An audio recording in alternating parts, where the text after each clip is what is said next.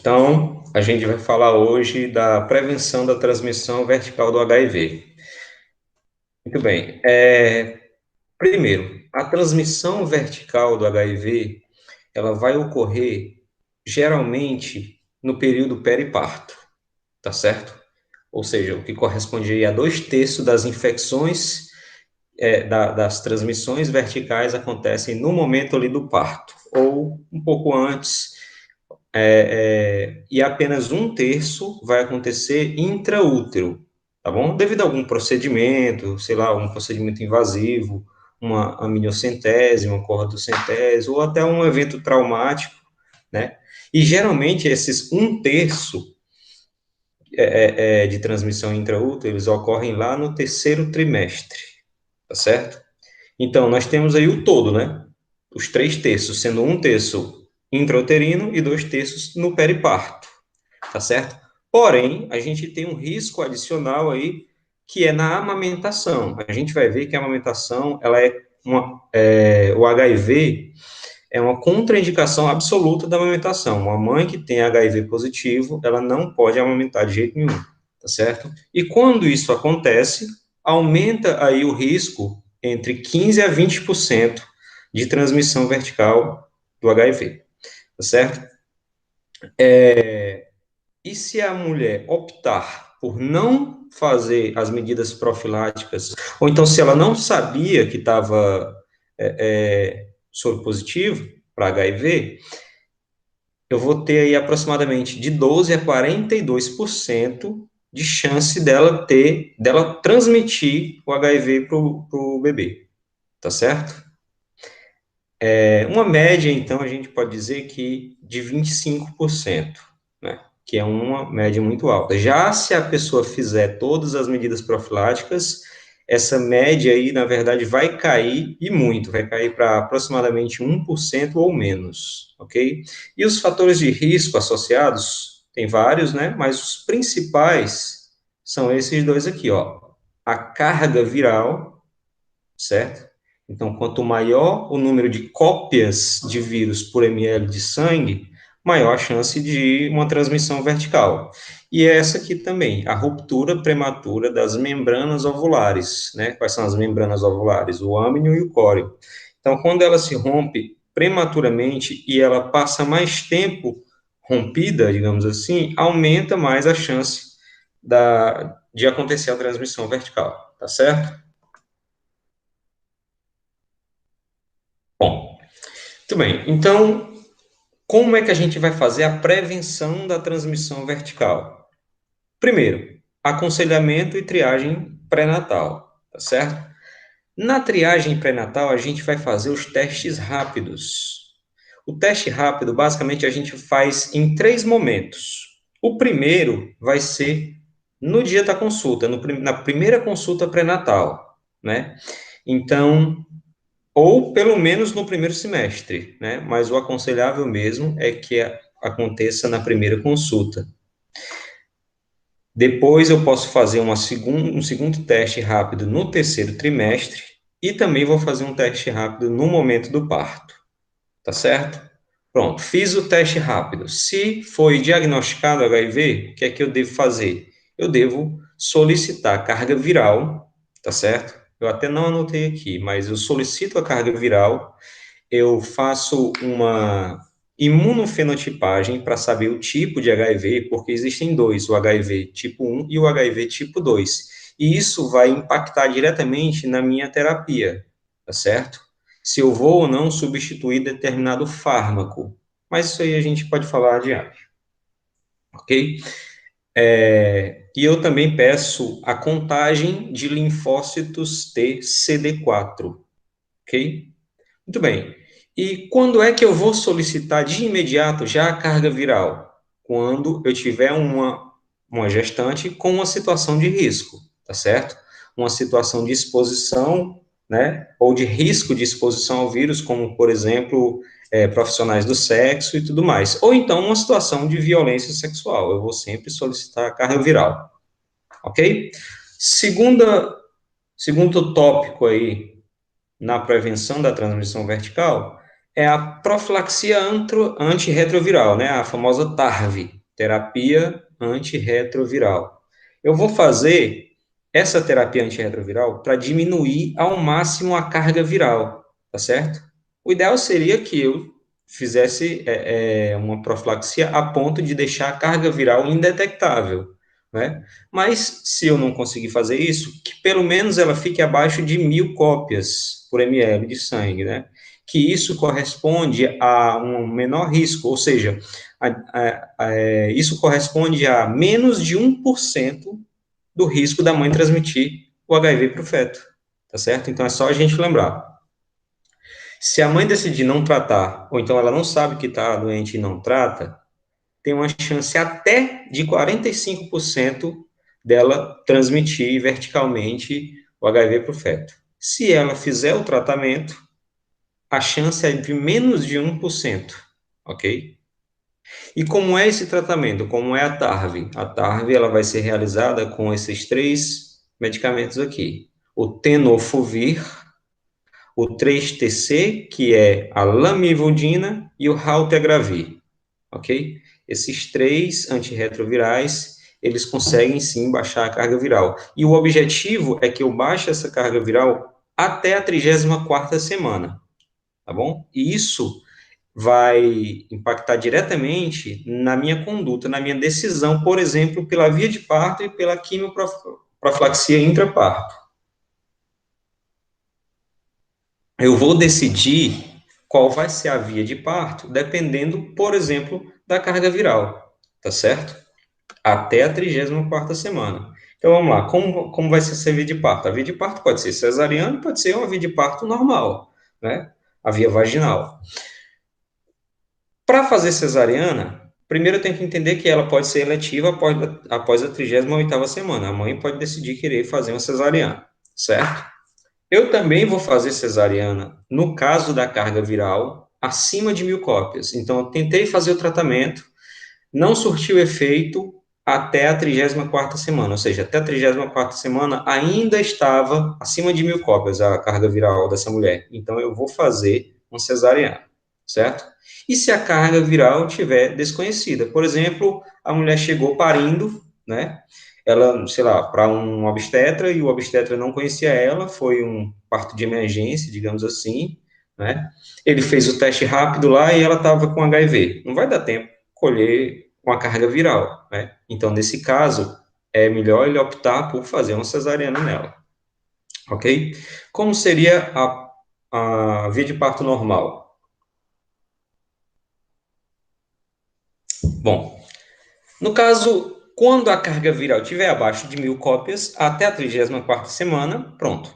Isso aí já é indício de que não tem carga viral suficiente para oferecer um risco maior ou menor se ele fizer um parto eletivo cesariano ou um parto normal. Então, eu posso fazer sim um parto normal tranquilamente. Ou se a carga viral tiver indetectável, que é o mais, como é que eu posso dizer, é o mais aconselhável, né?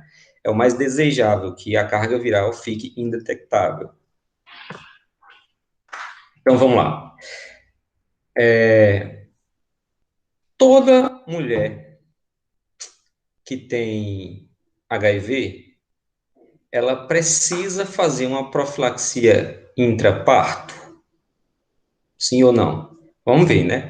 Primeiro, a quimioprofilaxia intraparto é com AZT, certo? Azidovudina. Azidovudina intravenosa, ok? A gente vai fazer aqui 2 miligramas por quilo na primeira hora e 1 miligrama por hora até o parto, tá certo? Quando é que eu faço o AZT intravenoso? Quando a carga viral estiver detectável, ó, na 34ª semana, e quando a carga viral for desconhecida, ok? E se eu for fazer uma cesariana, né, eu tenho que fazer o AZT entre 3 e 4 horas antes do parto, certo? E no caso, se ela já entrar em trabalho de parto, eu já faço o AZT no início do trabalho de parto, ok? Bom, E o terceiro passo aí vai ser a suspensão do aleitamento materno, ok? O aleitamento materno é contraindicado em mulheres que têm HIV positivo, tá certo? Porque há um risco, sim, de o vírus ser secretado pela mama, né? E se o bebê tiver algum tipo de descontinuidade, algum tipo de lesão no trato gastrointestinal, ele pode sim contrair o vírus assim, ok?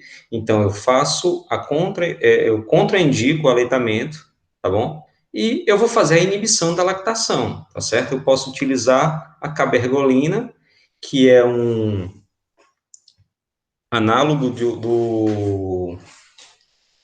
dos receptores, desculpa, é um análogo, um agonista, desculpa, dopaminérgico, tá certo? O que é um agonista dopaminérgico? É um medicamento que vai auxiliar, vai potencializar a ação da dopamina. E a dopamina, ela serve para quê? Para inibir a ação da prolactina, ok? A dopamina é um hormônio inibidor de prolactina, e se não tem prolactina, não tem produção de leite, ok? Então, a cabergolina, ela vai agir potencializando a dopamina para inibir a prolactina, ok? Então, eu posso também fazer o enfaixamento das mamas. Esse enfaixamento das mamas também promove a diminuição da produção láctea. E lembrar que o Ministério da Saúde, ele fornece a fórmula, pelo menos para 6 meses, né? Então, até 6 meses, essa criança vai receber fórmula de graça, digamos assim, de acordo com o Ministério da Saúde, tá certo? Só lembrando que a fórmula aqui vai ser aquela fórmula de partida, não é? Depois dos 6 meses, aquela fórmula de segmento. A gente vai ver nas aulas de aleitamento. Muito bem. Quais são os cuidados em sala de parto, né? Primeiro, o bebê nasceu, a gente geralmente, numa situação normal, vai clampear o cordão umbilical entre 1 e 3 minutos, né, para melhorar os índices hematimétricos do bebê. Só que nesse caso, há um risco de transmissão do vírus. Então, eu vou ter que fazer o clampeamento imediato do cordão, tá certo? Porque é mais fácil corrigir depois a anemia. Se necessitar fazer algum tipo de aspiração de vias aéreas, né, por conta de secreções, eu devo fazer de forma mais delicada possível para não acontecer o quê? Para eu não ter risco, aumentar o risco de lesões na mucosa, né, e o vírus poder entrar, ok? Fazer um banho com água corrente, certo? Com água quente é importante para tirar toda a secreção, todo o sangue que possa estar impregnado ali no bebê e que pode aumentar o risco de infectá-lo. Evitar também o uso de medicações injetáveis ou mesmo de colher sangue, alguma coisa desse tipo, utilizando seringas, utilizando agulhas, né? Porque eu posso estar eu posso estar transmitindo, eu posso estar sendo um vetor, né? De transmissão do vírus que estava na secreção, na pele, e entrar na corrente sanguínea do bebê, tá certo? E lembrar também de utilizar os equipamentos de proteção individual, porque você está lidando com secreções potencialmente virais, né? Então, você pode também se contaminar. Bom, Felipe, oi. só uma coisinha em relação à hora do parto. Tu falasse, né, que só precisa fazer a AZT se a carga tiver maior do que 1.000, ou se eu não tiver, se ela for desconhecida, não é isso? Só ressaltando que não precisa fazer ela quando a carga for indetectável, porque a Uhum. mãe ela vai continuar tomando a TARV dela normal, a habitual que ela tomaria via oral normalmente. Então, não faz a Exato. profilaxia com AZT intravenoso, mas a mãe continua tomando a medicação dela via oral. Só Pronto. isso. Show de bola. Obrigado. Bom, então, continuando aí, né? A quimioprofilaxia agora do recém-nascido. A gente também faz com AZT, só que por via oral, tá certo? A gente não vai fazer o AZT injetável. O aconselhável mesmo é usar nas primeiras 4 horas, ok? pelos estudos, não há indício de que isso funcione se passar de 48 horas, tá certo? Então, assim, extrapolando até 48 horas, teoricamente você pode fazer, mas o aconselhável é você fazer o AZT via oral nas primeiras 4 horas, para ser bem mais efetivo, tá certo? E ele vai ser mantido aí de 12 em 12 horas por 4 semanas, por 28 dias, né? Como se fosse uma PEP, né? Como se fosse uma terapia pós-exposição. Muito bem. Existe outra medicação que é a nevirapina. A nevirapina, ela vai ser utilizada dependendo da situação em que se encontra a carga viral materna, né? Por exemplo, se a mãe tiver uma carga viral acima de 1.000, aumenta a probabilidade de infecção. Então, eu vou utilizar, associado ao AZT, a nevirapina, tá certo?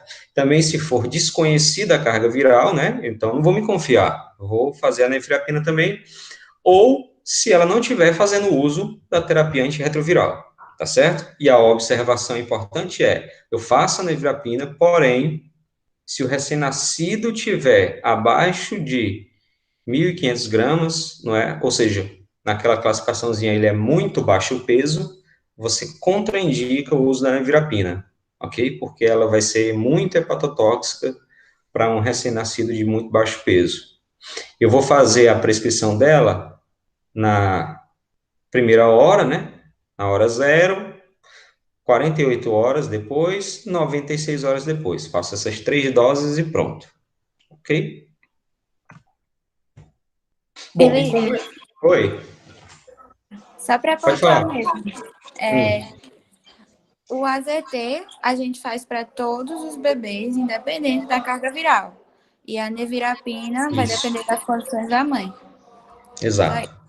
exatamente. A AZT vai ser sempre independente da situação, né? Se ela está com carga viral indetectável, ela fez bem direitinho a TARV e tudo mais, mas como ela é HIV positivo, há um risco para o bebê, então eu vou utilizar o AZT. Porém, se ela tiver uma carga muito elevada, é um risco adicional, né? Então, por isso que eu utilizo essa segunda droga, que é a nevirapina. E agora a gente fala do diagnóstico na criança, né?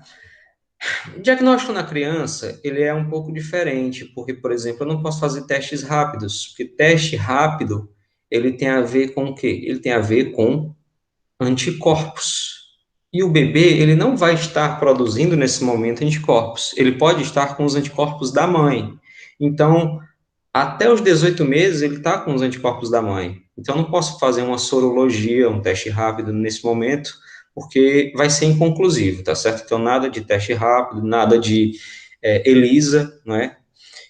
Eu vou fazer, então, a carga viral, ok? Então, eu começo, a partir aí do primeiro mês, a fazer a carga viral para saber se está ou não detectável ali, ok? Então, eu faço a carga viral no primeiro mês de vida, e aí eu só observo o fluxogramazinho, tá certo? Se a carga viral for detectável, imediatamente eu faço uma segunda carga viral, para confirmar, tá certo? Se ela for detectável, pronto, eu já confirmo que ele está infectado. Porém, se a carga viral for indetectável, aí é um pouco mais complicado porque eu não posso afirmar categoricamente que ele não tem o vírus, não é? Então eu faço o quê? Eu faço uma segunda carga viral um pouco tempo depois, né? De 2 a 3 meses para ver se houve replicação. Se tiver acontecido replicação, óbvio que pode acontecer de aparecer na carga viral, né? Pronto, eu faço então a segunda carga viral aí, 2 a 3 meses de vida. Se tiver a partir daqui detectável, aí eu faço imediatamente a terceira, para também confirmar. É como se eu tivesse que ter pelo menos 2 cargas virais positivas para confirmar, tá certo? Então, fiz a terceira de imediato. Se ela for detectável, ó, pronto, confirma que o bebê está infectado. Mas, se depois de 2 a 3 meses de vida eu fiz e der indetectável, aí eu passo, então, para a sorologia a partir do 18º mês, né? Porque a partir do 18º mês, o bebê já tem condições de fazer os seus próprios anticorpos e tudo mais, e aí eu vou detectar nele. tá certo? Então, se a sorologia for positiva, ele está infectado. Se a sorologia for negativa, aí sim eu posso bater o martelo e dizer que ele não está infectado, ok? Bom, e aí a gente passa para a notificação e o acompanhamento nessas situações. Então, mãe HIV positivo é notificação compulsória. Criança exposta também é notificação compulsória. Só lembrar que criança exposta não significa criança com HIV, significa que a mãe tinha, aliás, que a mãe tem HIV, né? Então, toda criança que nasce de uma mãe que tem HIV, ela é potencialmente exposta ao vírus, tá certo? Tem até uns cartõezinhos de preenchimento, né, para dizer que a criança foi exposta e tudo mais, né? Se ela, depois de 18 meses, for confirmado, né, aí sim eu faço o preenchimentozinho do cartão dizendo que a criança está infectada. Como é que é feito o segmento? O segmento é feito uma vez por mês no primeiro semestre, tá certo? E a partir do segundo semestre eu faço ele 2 vezes por mês. Aliás, por 2 meses, né? Bimestralmente, ok? A cada 2 meses. Só lembrar que no primeiro mês, como o bebê vai estar usando o AZT, ele não é essas mil maravilhas, né? Ele tem efeitos colaterais. Ele pode dar uma anemia, ele pode dar uma neutropenia, ele pode aumentar lactato sérico e até as transaminases. Então, eu vou ter que fazer investigações, tá certo? Eu vou ter que fazer hemograma, eu vou ter que dosar o lactato, eu vou ter que dosar as transaminases, tá certo? Para ver como é que está correndo, né, como é que está acontecendo a ação do AZT no organismo da criança. Bom, então, só para lembrar, né, que não se usa mais esse tratamentozinho aí com sulfametoxazol trimetoprim, né, que era o tratamento utilizado como prevenção para um fungo, né, que é o Pneumocystis gyrovese, né, que causava uma pneumonia que causa, né, uma pneumonia muito séria em pessoas soropositivas, né, na verdade, pessoas que já evoluíram para AIDS, né, que é a versão, digamos, doença do HIV, e não se faz mais, tá certo? Agora, a vacinação, é só lembrar, o recém-nascido, ele recebe, assim que ele nasce, a vacina BCG e a vacina para hepatite B. Eu posso dar essas vacinas ainda? Posso. Mesmo BCG sendo uma vacina de uma bactéria atenuada, tá certo? Que é a Mycobacterium bovis, não se faz a Mycobacterium tuberculosis, no caso da BCG é com a bactéria bovina, né? Eu posso fazer ela de imediato, não é imediato, tá certo? Posso fazer ela de imediato, ok? Porque não deu tempo ainda do vírus, se ela tiver o vírus, não deu tempo ainda de causar essa imunodepressão, tá certo? Então, de imediato eu já posso fazer a BCG. Eu vou trocar a vacina oral da polio pela vacina inativada da polio, né? Porque a VOP, ela é com vírus da polio apenas atenuado. E aqui a VIP é com vírus morto. Tá certo? Opa, voltar. E pronto. Eu também não vou usar as vacinas atenuadas se eu estou suspeitando que a criança tem HIV. Eu vou usar apenas quando eu descartar o HIV. Tá certo? Então, basicamente é isso, ok? E a gente volta depois com outros vídeos de neonatologia.